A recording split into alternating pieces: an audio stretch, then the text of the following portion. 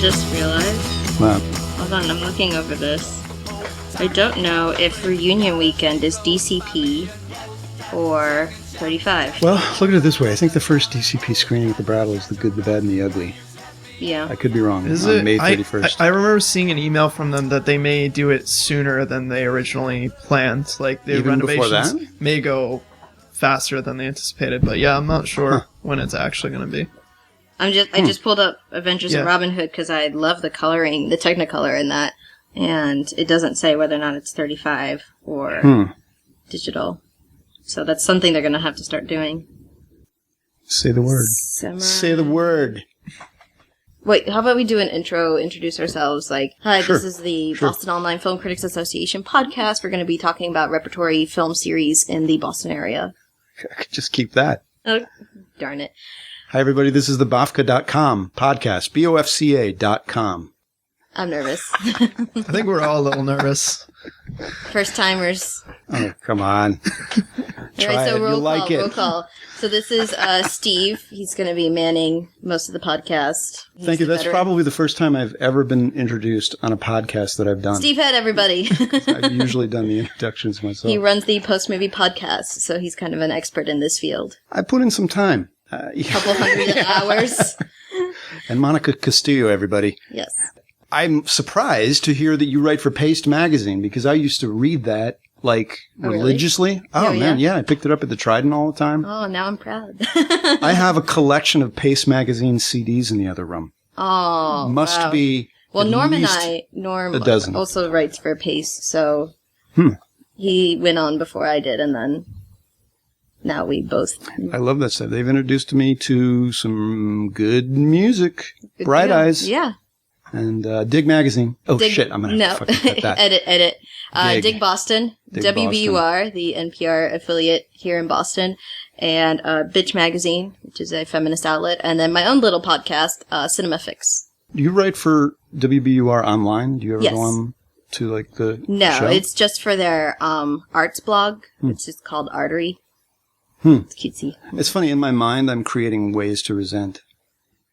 Why? Like, oh, my God, that's so awesome being on WBUR. Oh, it's radio.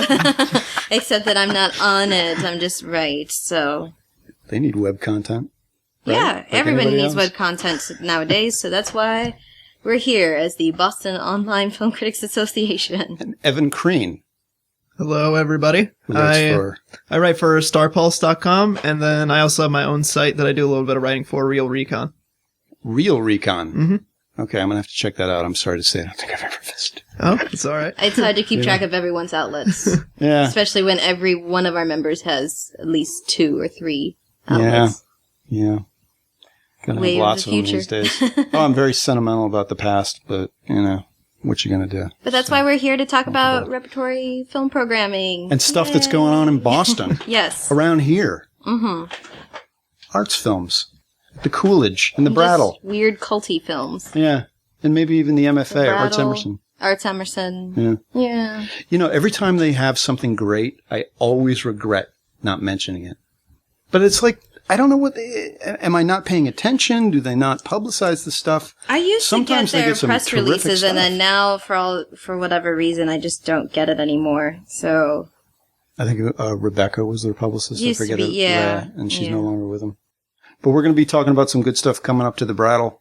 and the Coolidge, Yes. and the Somerville, Yes. and just all over Boston. So Let's start exciting things stuff. off. Let's start it off with the God, I'm clapping my hands like I'm a fucking cheerleader. The Coolidge and their midnight program, Alrighty. which I want people to know that this is in 35 millimeter. Yes. This isn't digital bullshit. These guys go out of their way to get 35 millimeter film and bring it to the Coolidge, and they're committed to doing this until their last dying breath. They will be playing 35 millimeter film at the Coolidge, in particular during the midnight screenings, their after midnight series, which, it's late. It's late, but it's worth it. I've never... When you have a bedtime on a Saturday night? No, well, I'm you can fortunate stay up. because I can walk there. Yeah. The thing that sucks is No that, excuses. because the T shuts down and people can't get back to Cambridge. That is the hardest Yeah. thing, but I just moved across the river, and I've actually gotten friends to come along with me, and we'll split the cab ride across the river, so we can still go to the Coolidge midnight So it's all about dedication. I got some news for you guys. I have a car over the next couple of days, and I will be going to the Coolidge screening on Friday. So if you guys need to ride back, all right. Nice. Well, yeah, I'm any going other on film Friday. critics in town, we have a couple of extra seats in the back seat. So, and that is for, ladies and gentlemen, The Fabulous Stains. Yes, one of the rarest film prints. Apparently, they've been working for years to get. Mark Anastasio and Jesse Hassinger are the two programmers over there, and they're really proud of this. So I hope a lot of people come and check this film out. I have been told, and this may just be a rumor, but there are only 2 35mm prints of that film known to exist. I've heard that too. I could be perpetuating an awful rumor. You know what? Perpetuate it, because it just sounds even better. Well, this film is worth it. That's the hype. It is. Guys, it is the last 35mm print known to man. There will came never out of be the a Ark of the print. Covenant. It's actually what Indiana Jones was after. It's okay. It makes me wonder, like, what does it even cost these days now to get a 35mm print made of a film? I don't know. Maybe we should bring one of them. Well, here's a over quick one day. story for you. Okay, I'm going to go on one of my tangents. Okay, so I was talking with David Pendleton a couple months back at the archive. Right, they'd love to do a couple months. I shouldn't say a couple months. I mean maybe 6 months. This was back in September of last year when they were doing the Paramount 100th. Yeah. Okay, so they'd love to do a Jerry Lewis retrospective. Wow. The thing is, Jerry Lewis now owns all the Prints well, and his stuff. Paramount films. Yeah. He was given the prints, right? Yeah. He would like to make prints of these films. He would like, there's some sort of, for some reason, Paramount isn't making prints from his negatives. He can't get them to do it. So Harvard can't get, the prints for this Jerry Lewis series that they would like to do. It's just an idea. Yeah. But the stuff's not available. I know they have some great stuff in their collection. They do have an original print of, The Family Jewels from 1965. And on that particular evening when I was talking with David, they were showing, oh God, what's the one Jerry Lewis did with Shirley MacLaine? I'm so bad with Jerry Lewis. Artists and Models. Okay. Yes. I'll say yes. It was a VistaVision deal. And, so yeah, the prints aren't being made, even if you're Jerry Lewis. So. It's a shame. Yeah. Getting things back to the Coolidge Midnight. Yes, The Fabulous Stains, which is happening this Friday. I forget what the date is. Friday and Saturday at midnight. I would like to say that I knew more about this film. I was only vaguely familiar with it. I think I saw it briefly a long time ago on USA Night Flight, which was their midnight movies type of thing. And this is what I like about great programming, is it brings something from the past to the present that you had no fucking idea about it. And The Fabulous Stains with Laura Dern and Diane Lane and Ray Winstone, who, by the way, is the lead singer of a punk band in this movie, takes the stage with 2 members of the Sex Pistols and The Clash. And the guy from The Clash. Yeah. So wait, was this written by a woman? Because I'm about to flip shits. Written by Nancy Dowd. That's really cool. What else was she? The Fabulous Stains? Writing credits, yeah. Oh, thank goodness for IMDb. The all-knowing movie oracle, as I like to call it. It was written by, quote-unquote, as Rob Morton, so she used a pseudonym, apparently. Evan, But you should hey, copyright wait, Massachusetts connection. She's born in Framingham, Mass. Very cool. And apparently she worked on Slapshot and Slapshot 2, Breaking the Ice. I don't know if she wrote. I love Slapshot. Yeah, she was a writer. Wow. Very manly film. It is.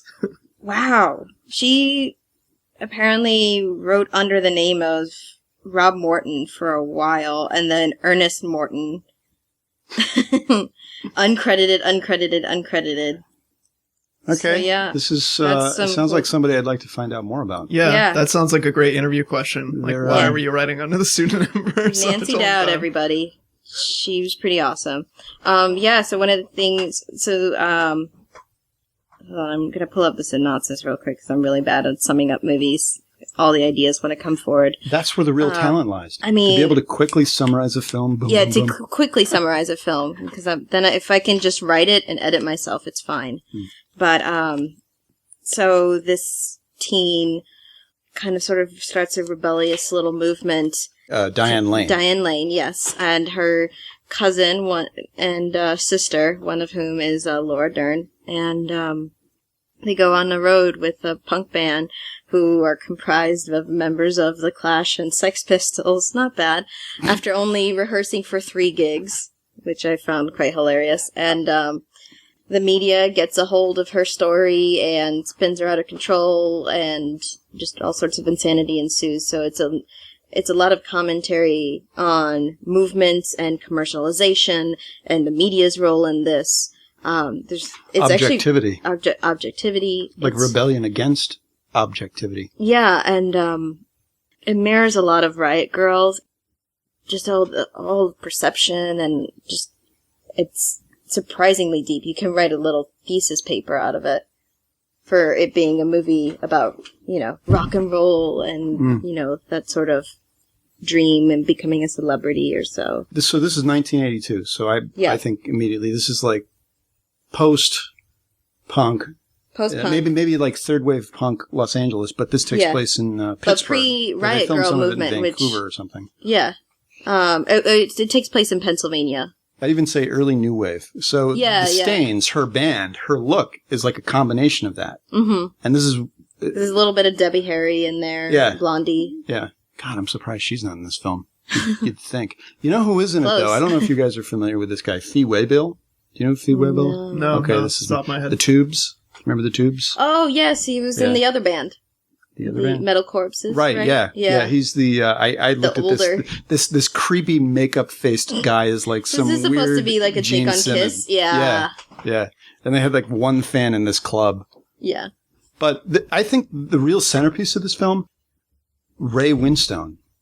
Yeah. As the lead singer. I forget the name of the band, but wow. Well, he's the one that the guy just fucking nails it. He's the one that says it, that points out the commercialization of this whole thing. You're being exploited. Yeah. That's literally this question he asks. Let me ask you this question. Let me ask you this. Okay, so when she convinces, I forget the name of the band, but Ray Winstone's band to... When the Looters. The Looters? Yeah, the Looters. Okay. When she sells them and the Jamaican road manager on the idea of going on tour with them, she's basically learning the punk trade. She's basically learning punk attitude step by step. So my question to you is, do you think what she's doing is original, or is she taking Ray Winstone's character's points and basically... Because of the object that she's able to amplify what they're doing in somewhat obscurity. I think you're halfsies on this, because the punk attitude she had in the first news segment on how she lost her job, yelling at people at a restaurant for "this town is dead, this town is dead." It's a very punk attitude to just all of a sudden, start yelling at people in a restaurant, I guess. It's disorderly.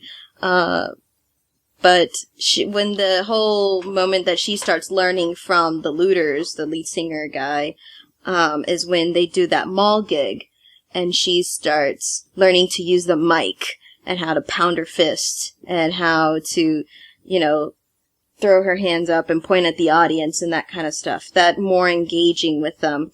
The other guys actually look at him as like, "Oh man, she's copying you," Mm-hmm. That's when I think it develops her prowess as a punk singer, but also his resentment. It does, because then everybody thinks they already started falling out at that point. So she was copying his moves that he would do on stage and getting a bigger reaction out of it.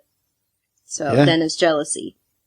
Yeah, I also was kind of taken by the idea that, and it seems sort of funny to me when she's announcing to everyone, "We don't put out." Yeah, the idea that she can wear whatever they want to wear, and you can't assume that we're thinking that we want to get laid. Mm-hmm. We can dress like this regardless. Yeah. But society doesn't let you. Yeah, and I think one of the most creepiest moments at the entire movie was when she was getting interviewed by the newscaster, and he's like, "What do you think, that you can just walk around like this, bare-chested and like in the shorts, and that rapists will not come after you?" And she just looks at him and is like, "That's not what that's about." It would be interesting to see. The retort was, "What, like you?" Because he just doesn't respect her. I'd be curious to know if any female or feminist film critics or film critics that like review via the feminist theory would think of this film. I mean, so the whole thing that you were just talking about, that the girls can wear whatever they want and it doesn't mean that men have any right to their bodies. That's all the slut walk movement and drawing awareness that clothes does not equal consent, that women are just not property that men can just take as they please. I also think that in terms of just the music, of just being like punk or new wave or whatever they are, there's still this like there's an angry stream under all of that. So it is a rebellion. So the fact that she's screaming, that she's almost being masculine in her demands. She's being very forceful, which is not a feminine quality.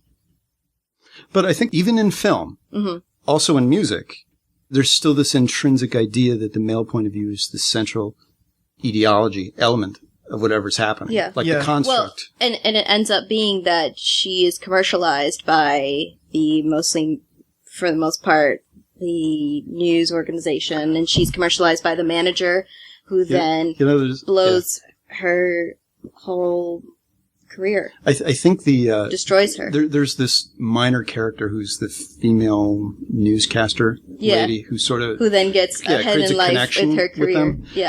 Her reaching out to this group is like it's her big break. It's allowing them to get outside themselves or something like that. Yeah, and it helps spread the story.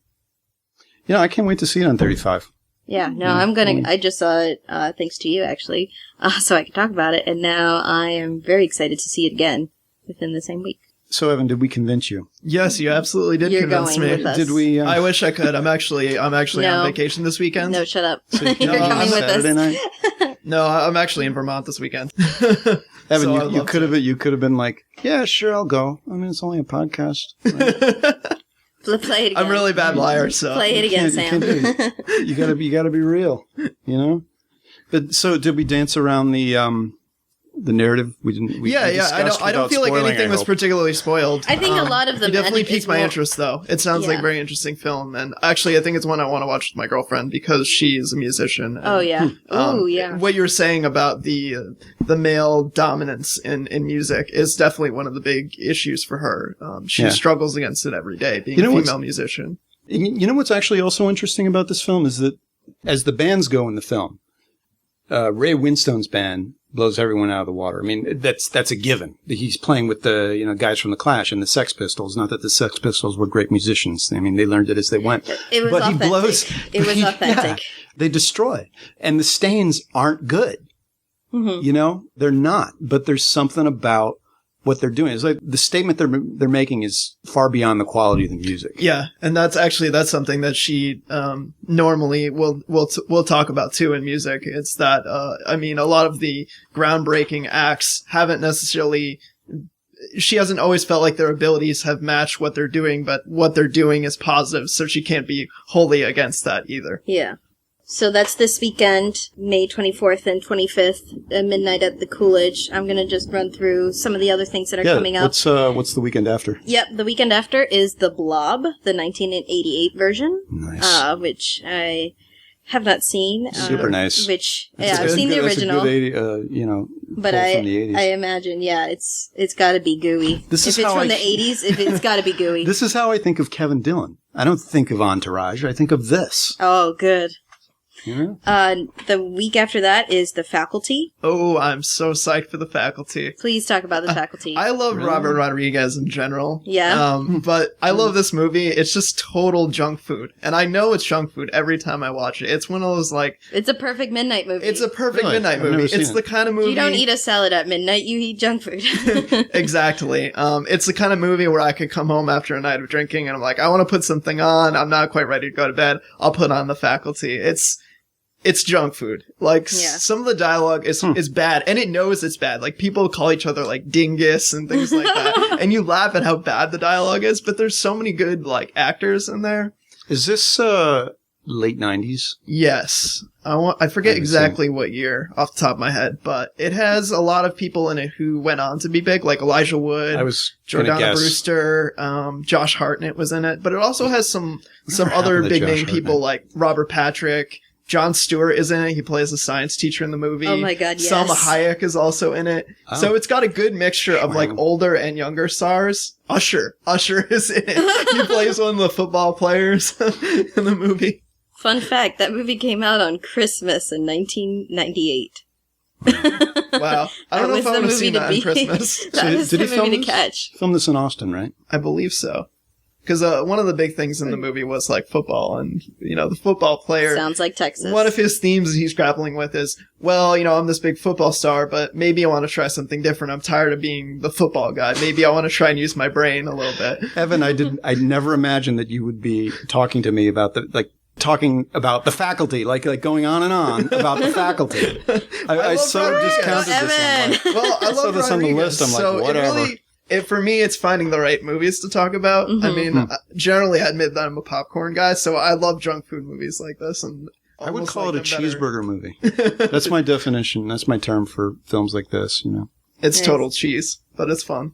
Nice. All right, and the last one we'll mention in mid-June is I'll do two more. Fire in the Sky, which is June 14th and 15th, and then D.B. Sweeney Abduction, that's what that would be, right? And then the last one is Killer Clowns from Outer Space, which I have never seen, but I'm kind of intimidated by, because it's always a movie that was like about $3 in Walmart, so I'd always see it. It has a very effective poster, too. And that cover, it is scary for a child. Yeah. So I don't have anything against clowns or anything like that, but just that scary looking clown staring out at you from a Walmart aisle. I've always hated clowns. That scare me. That is the stuff of nightmares. Wow. But yeah, so the Coolidge Midnight series, if you want more information, it's available on their website. So Robert Patrick is in back-to-back films at the Coolidge. That would be Fire in the Sky and The Faculty. Yeah.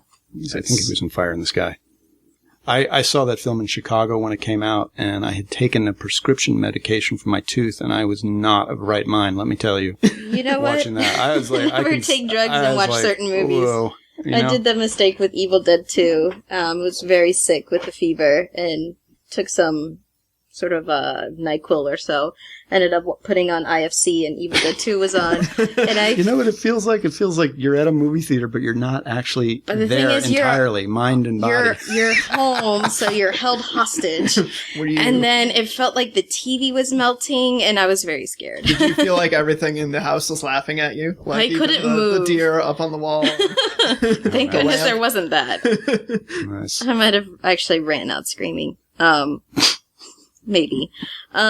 But so the other big thing that's Dinosaurs at the bar. Right. Other big thing at the Coolidge that's going on is their Big Screen Classics, which is their series. They bring usually 35 millimeter over of this great classic film. So it's an opportunity, if you've never seen it on the big screen, to catch it. And the two that I can mention, we're cutting it. So by the way, we're cutting each segment for a monthly schedule, so then that way we don't go too far into the future.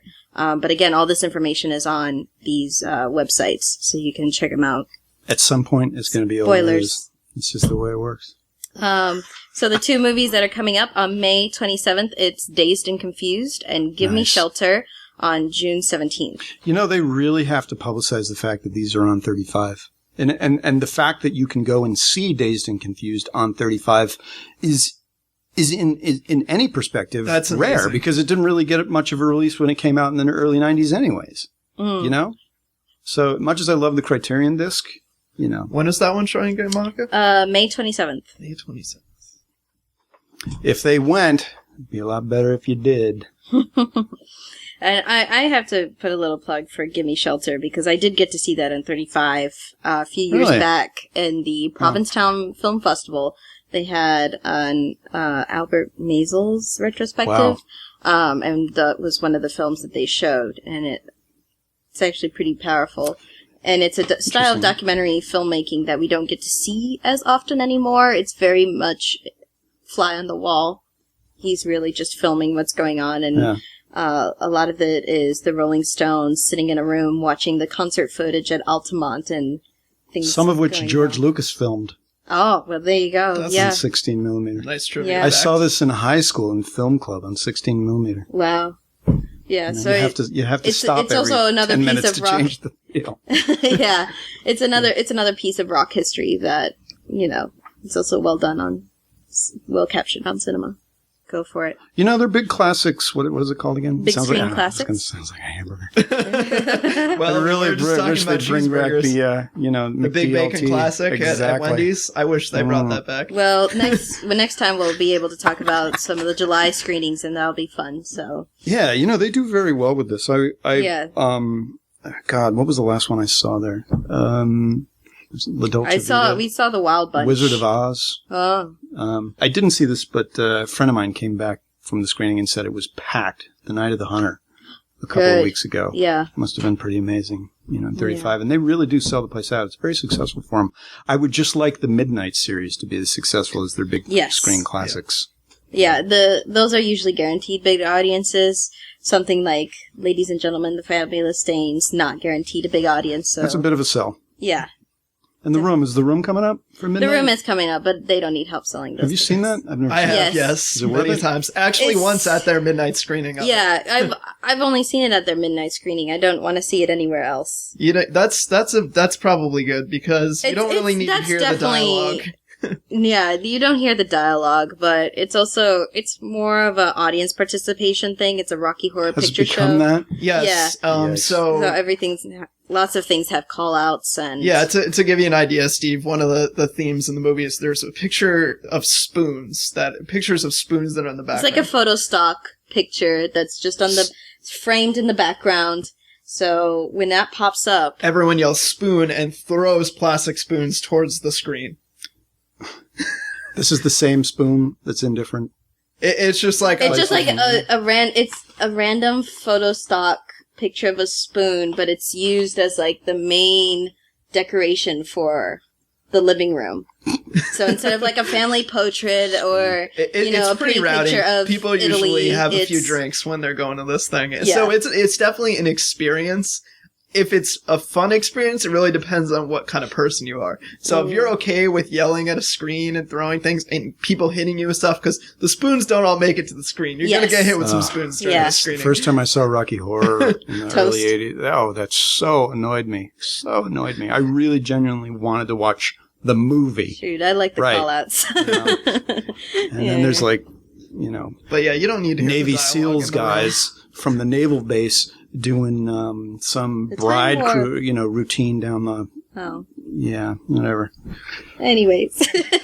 So Steve does not like audience participation. And why people were bringing bags of toast. I mean, I got it later, but, Did you get the one where people had newspapers and had to... Oh, yeah. Okay. Yeah, the one that I actually think is the most funny from the Rocky Horror screenings is when the world is spinning and people come up to the screen and spin the globe, and it stops and everybody flies away from the screen.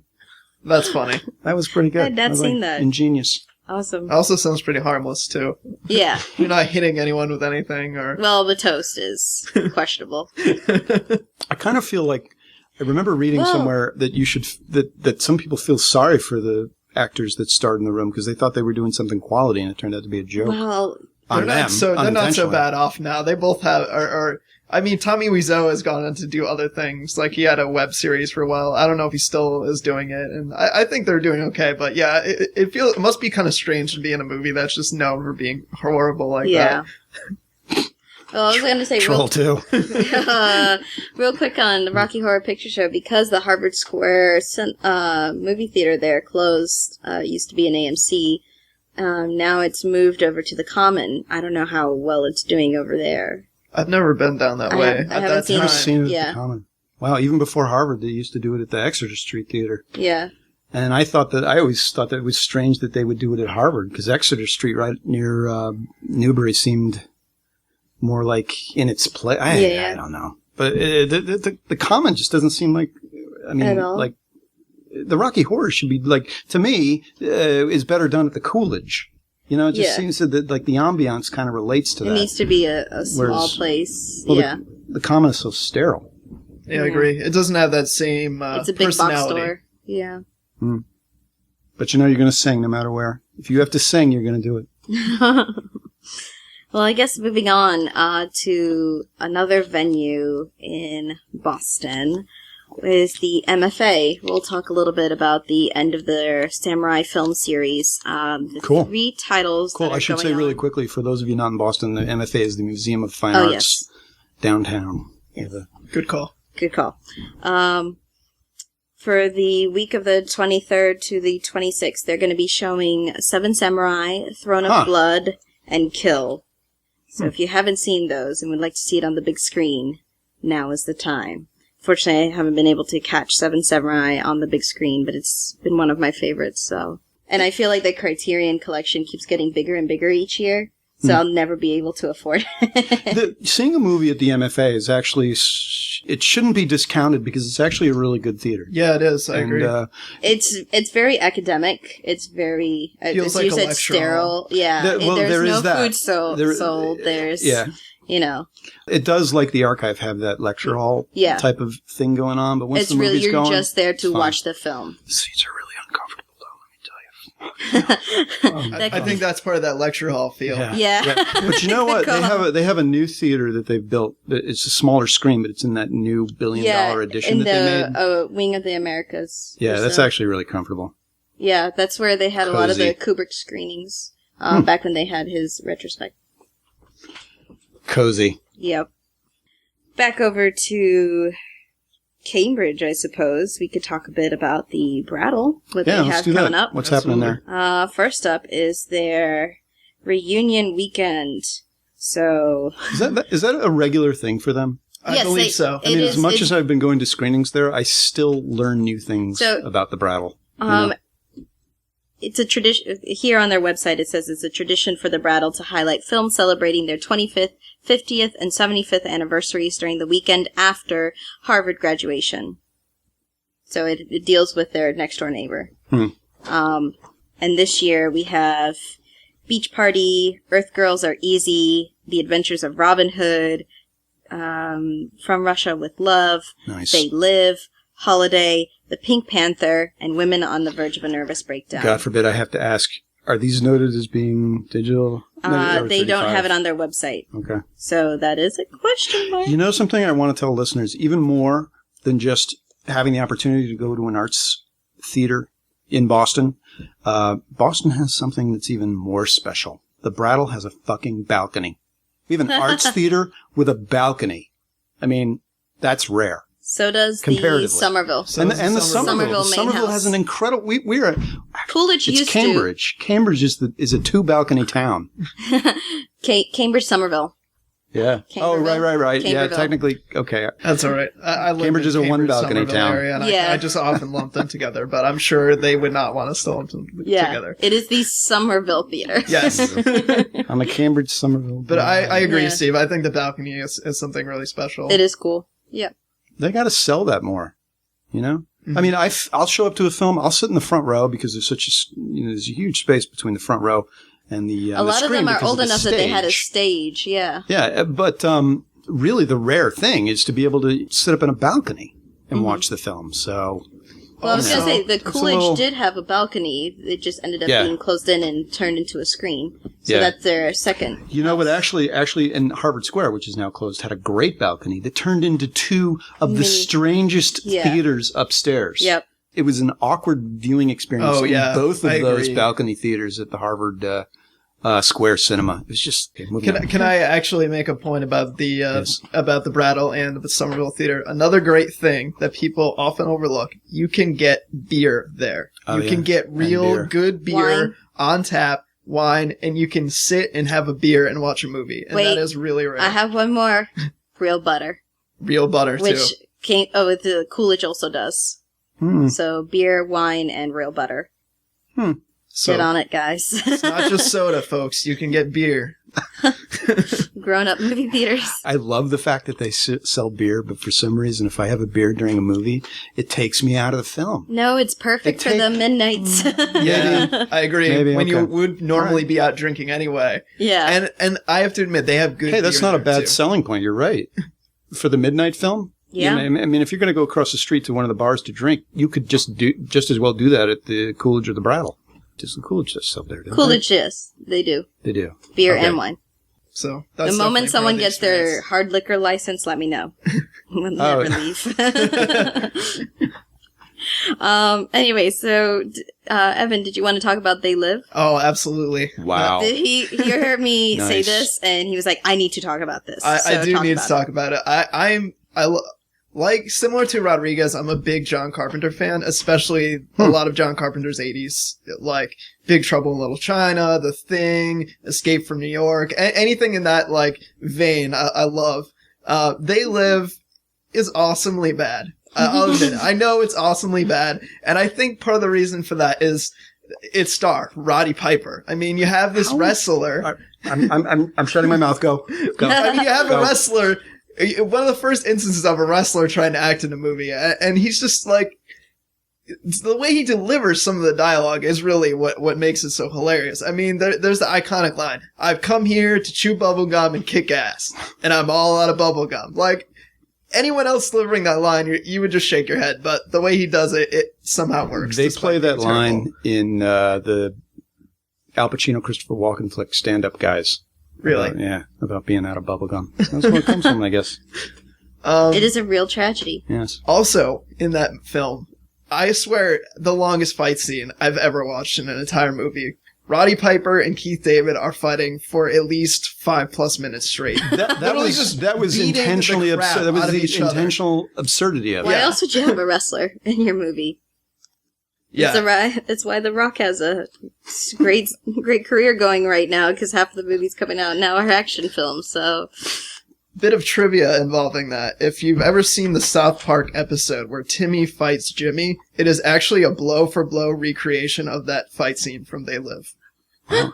Evan, I'm impressed. I did not know that. Someone's a fan. Wow. I think that's what we just found out. So John Carpenter's They Live is playing at 9:30 on Saturday, June 1st. Like many films, as time goes by, that film has come to be seen as more of a commentary than I thought it was or ever thought it was at the time. You know, it's a statement. It really, the Reagan era. It makes some good points, Commercialism. despite being completely absurd in the way that it goes about making them. I think I've only seen it once when it came out. Definitely deserves another viewing. Oh, yeah. Just thinking about that makes me want to see Prince of Darkness again. I don't know why.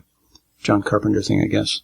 Well, on that weekend as well is one of my favorites from my childhood. It's Robin Hood with Errol Flynn and Olivia de Havilland. I'm glad you didn't say Tarantino. Well, we're not there yet. God, We're not there childhood? Yet. Jesus. No, this is definitely childhood. You know, swashbuckling Errol Flynn to the rescue, and Basil Rathbone, one of the best Sherlock Holmes, still, I believe, in my mind, as well as Claude Rains, who is amazing in everything. How does Earth Girls Are Easy equate to any sort of a reunion weekend? Is it because it was 1988? Yeah. 25th? Well, it's just the anniversary. Thing. Okay. Yeah, it's the 25th anniversary. All right. I don't think I ever saw that. I think it'd be a fun, spoofy thing to go see again, maybe. I don't know. I don't remember it that well. Wasn't that Jim Carrey's? Yeah. One of his first. If not one of his first, as this strange alien guy. All right. Yeah. But yes, so May 31st through June 2nd at the Brattle. And the next up that we're going to talk about is also at the Brattle. It's their Tarantino Chronicles. So. Is this everything that Tarantino has made? No. It's Reservoir Dogs, Pulp Fiction, Jackie Brown, Django Unchained, Inglourious Bastards, Kill Bill Volume 1 and 2, Death Proof. So it doesn't cover the ones that he's written but didn't direct. Yeah. Like True Romance and Natural Born Killers. Yeah. Yep. And Tarantino on film is the way to see Tarantino.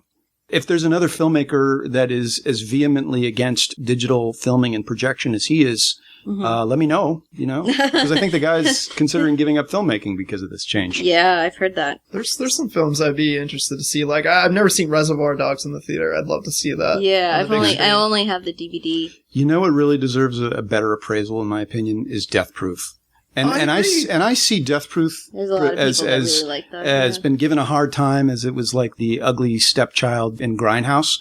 And by itself, it's really something else. I think there may be 2 edits of it. Maybe the edit of Death Proof that was in Grindhouse was shorter. It is shorter. It but has the one on a missing DVD reel, the lap dance scene. Oh my God, which is the best part of the DVD. I haven't seen that one because I have the Grindhouse version, so I have like the Grindhouse Blu-ray and Miss Ferlito's lap dance for Stuntman Mike is, oh my God. You got to watch that. That is fantastic. I agree, wow. though. It does get a bum rap. You know what? And the way I'm still thinking about the lap dance. And the way she does that, right? It's not that like she's got the greatest body. I mean, she's gorgeous. She's beautiful. Her attitude is what sells it. It's an awesome scene. How could he have not included this in Grindhouse? I think it might have been for theater ratings because with the 2 combined, maybe. She doesn't do anything like over the top in the lap dance. Well, the MPAA is special in that way. Okay. There was a lot of other disgusting stuff in there. Oh, it's a great scene. The other thing I want to say about Death Proof is that because he's so sentimental about what he puts on screen, he's like next level formalism. Mm-hmm. It's just filled with intentional flaws. And a film, given the look of a film that's been viewed 100 times or more, maybe he's so formal in his ideas about the way film is supposed to be that he just can't deal with this change. I don't know what it is, but when you watch a Tarantino film, you feel like he loves everything about movies, which is way overdone in Death Proof with the production design. Okay, I'm done. Thank you for bearing with me on that. No problem. What else is screening? Is there anything else besides Death Proof? Well, the cool thing, in your mind, no, but No. The really cool thing about this Tarantino Chronicles is that they have his film double billed with one of his inspirations. So, like how you were saying, oh right, yeah, that it melds in a lot of like film history and a lot of different sources. Well, you have Reservoir Dogs with The Killing, you have Pulp Fiction with Kiss Me Deadly, you have Jackie Brown with Foxy Brown, you have Django Unchained with The Mercenary, The Dirty Dozen and Inglourious Bastards, Kill Bill Volume 1 with Lady Snowblood, Kill Bill Volume 2 with Fist of the White Lotus, Death Proof with Vanishing Point, and yeah. You know what would make a great triple feature? Kiss Me Deadly, Repo Man, and Pulp Fiction. That is a triple feature. That would be. That definitely would be. The running thread of whatever is in the trunk. Yeah, so I think it's really cool. I really like Jackie Brown. I recently got to see that. And so great film. Yeah, film. I haven't seen that one in a really long time. I don't remember disliking it. I just don't remember seeing it recently enough to like even consider. It seems like at the moment, like disliking. Also, I love and adore Pam Grier to know, and we'll watch her in anything, including the awful exploitation things that she was back in the 70s. But that's why I do love her. So. She was just given a retro series at Lincoln Center. Lincoln Center, yeah. A couple, which I think was very deserved. Yeah. And if you haven't seen Foxy Brown or Coffee, do. And man, I was going to say, Evan, if disliking a Tarantino film is a bad thing, it's like a bad thing on a different level. Jackie Brown, it's a great film. Maybe, as some will, say, not his best, but it still stands above many things. You think it's his best? I haven't really ranked his films in terms of like best ever or anything like that. But I really love Jackie Brown. Like, I could not take my eyes off of it. Didn't want to move for over 2 hours. So it was really entrancing in that sense. But what I was going to say is not everybody agrees with you that Tarantino is the end-all, be-all. I definitely know some in our own circles that aren't as big fans. I just think he's really good at making sure that the things he really loves are represented in a way that he likes to represent them. If it isn't the props on the screen, if it isn't the way the film is edited, it's his choice of music. Mm-hmm. He makes cool choices. Which makes it hard not to like. I liked, there was this interview I remember reading with Jamie Foxx where he was saying that Tarantino was a hip-hop artist in terms of the way that he likes to improvise and likes to just meld different things together, and I thought that was a really cool comparison. Sean Burns got me thinking, a fellow critic, when he said that Tarantino's films have suffered since the loss of Sally Menke, his editor, and I think that perhaps there's some truth to that. I mean, I felt it in Django. I mean, that's the first film that he's done since her passing. There was a lot of sense that it wasn't, like, the music scenes weren't exactly cut to the music, whereas something like Inglourious Basterds, it'd be a cut perfectly with the beat. Oh, yeah. That David Bowie song was just beautiful. I could watch that again right now, just that. Also, my feeling is that when a director has a great relationship with his or her editor, that person has the balls to tell them when to rein it in. Mm-hmm. Tell them, this is a little too indulgent. You're going along. You're trying to say something here that you've already said. It's redundant. And, maybe that's what he doesn't have without her. So it's an interesting point Sean made. But yes. So that Tarantino series is going to run June 5th through the 13th over at the Brattle. So if you're interested in a lot of double features. Is Ned playing it chronologically? From Pulp Fiction onward? I don't know. I don't think so. I don't think so. Because Django's like smack in the middle. No, yeah, Django is in the middle. But like Death Proof and Inglourious Basterds are like kind of close together, and Pulp Fiction and Reservoir Dogs are also kind of close together. Yeah, Death Proof is not towards the end, and it is tentative, so you'll have to check back. Death Proof and Vanishing Point are both marked to check back for. So. Cool. I think I'm going to go see Vanishing Point. Yeah. That's one of the films. I think you should see both, Steve. You should just make a day out of I haven't seen the see it on the big screen. The scene that I really like from Death Proof, I haven't seen it projected in 35, so we'll do that. Yeah. You know what we should do? We should tell listeners where to go online. Brattlefilm.org for the films at the Brattle Theater in Harvard Square. And I guess for the Coolidge, it's coolidge.org. Yep. Because we didn't do that before. But in case of emergency, Google. Are we good? Is there anything else that we were going to talk about? The last one over on the Somerville. Don't forget the Somerville. Oh, yeah. Yeah. That's my new... The good old Somerville. I love the Somerville Theater. You're within walking distance of the Somerville? About, 5-10 minutes. Okay. But yes, so Somerville right now has a great little silent movie lineup that are all 35 millimeter, and they are all with live accompaniment. And I saw the first one that played a few weeks ago, which was The Thief of Baghdad with Douglas Fairbanks. Loved it. I was really impressed by the silent film musician accompanist. Jeff Rapsis is, I thought was pretty good.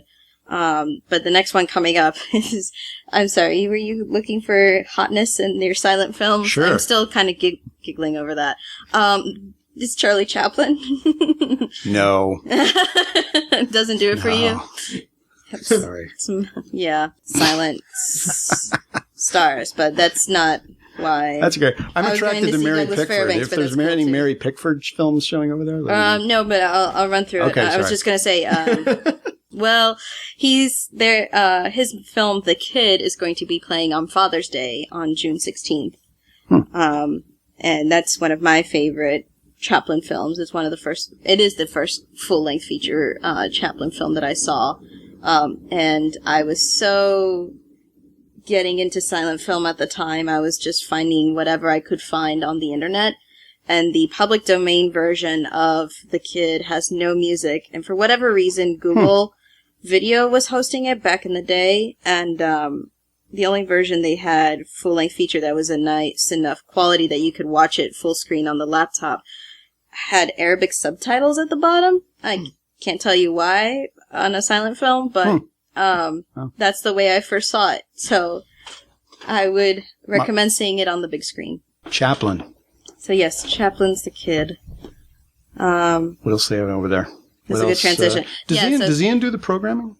Actually, this one is done by David Kornfeld, really? The projectionist over there. He's really passionate about silent film and has petitioned to do this series. So this is the first run of the series, and hopefully people will start coming to this and he can continue it. But for the next one, it's going to be an action adventure in the old school way. It's Ben-Hur, the 1924 version, I believe it is, with Ramon Navarro. And then Buster Keaton's The General on August 4th. Harold Lloyd, the freshman, appropriately on September 8th, right when everybody's coming back to school, and Safety Lass on October 6th. So it's once a month with live music over at the Somerville. Cool. That's cool. Yeah, I'm impressed. Of course, I was impressed with their Chuck Norris series, but And you can find out the whole list, as well as showtimes on the Somerville theateronline.com website. Was there anything else? I can't think of anything else. Yeah, sure. So this will be the last one. This is actually the last one. For realsies. I love you, Evan. For realsies, this is the last one. It's the Cinema Slumber Party. It's their new midnight movie series over at the Somerville Theater. A friend of mine, Chris Halleck, is bringing it back, just so the Coolidge doesn't have all the midnight movie fun. And he's going to be programming a mix of new and classic schlocky old midnight movies. So the first one, it starts on June 15th, and the first movie is Errors of the Human Body, which is a new movie coming out. And then following that is The Golden Voyage of Sinbad, which is going to be a tribute to Ray Harryhausen. Nice. So, wow. Yeah, and all of that is on their website, cinemaslumberparty.com. I have a very early childhood memory of seeing that. Yeah. At the Milburn Theater. Maybe that was Sinbad and the Eye and the Tiger. I don't know. It all melds together in one big glob. It's fine. Are we good? That was it. Is that for real? So, Somerville. Have you been there since they put in the new seating at the Somerville? Yeah, that Really? was a little weird because I went to go see No over there, and it's all one big seating. There's no longer side rows on the smaller houses. It's all just one. But the seats seem new, and the cup holders are nice. Awesome. I was just curious. I'm trying to remember. Sorry, I had to ask because I haven't been there yet. It's not super cushy. Movie I didn't seats. think, but it wasn't uncomfortable. I did kind of think. I was also traveling. I travel with a really large backpack because I leave for days apparently. So I had to kind of waddle in the aisle. Which, It's important stuff. Movie seats are important stuff. Well, I mean, I'm particular. Like, when we for saw the theater press screening mice for The like Hangover us. 3 the other day, if it was going to be in the 3D theater, the one that is so tight you feel like you're packed in like a sardine, I was almost like, I don't know if I can... Or you start pouring over to the next person on either side of you. Are we good? Yes. Yes. Evan, before we go, I want to tell you, there's 2 domains you should buy. You should, before anybody lays claim to it, you should get allknowingmovieoracle.com, allknowingmovieoracle.com, and forrealsies.com. For realsies. For realsies is already called for. You should probably edit that out if you don't want him to get it called out on. Just saying. We're good. Yeah. Thanks for listening, everybody. Don't forget to check us out at BOFCA.com, and we're also on Facebook. Yes, You can follow and Twitter. us on Facebook and Twitter. So you can find us on Facebook as the Boston Online Film Critics Association, and on Twitter at BOFCA. It's BOFCA. Boston Online Film Critics at We'd love to hear from you. gmail.com. Please don't spam us. Somebody would respond. I don't know if it would, who that would be, but so if you email us at what? Boston Online Boston Film Online Film Critics at gmail.com. Critics. Somebody will respond. So say it, Steve. Echo. Until next time, guys. Thanks. We'll do this again soon. Awesome. Once a month, that's what we're trying.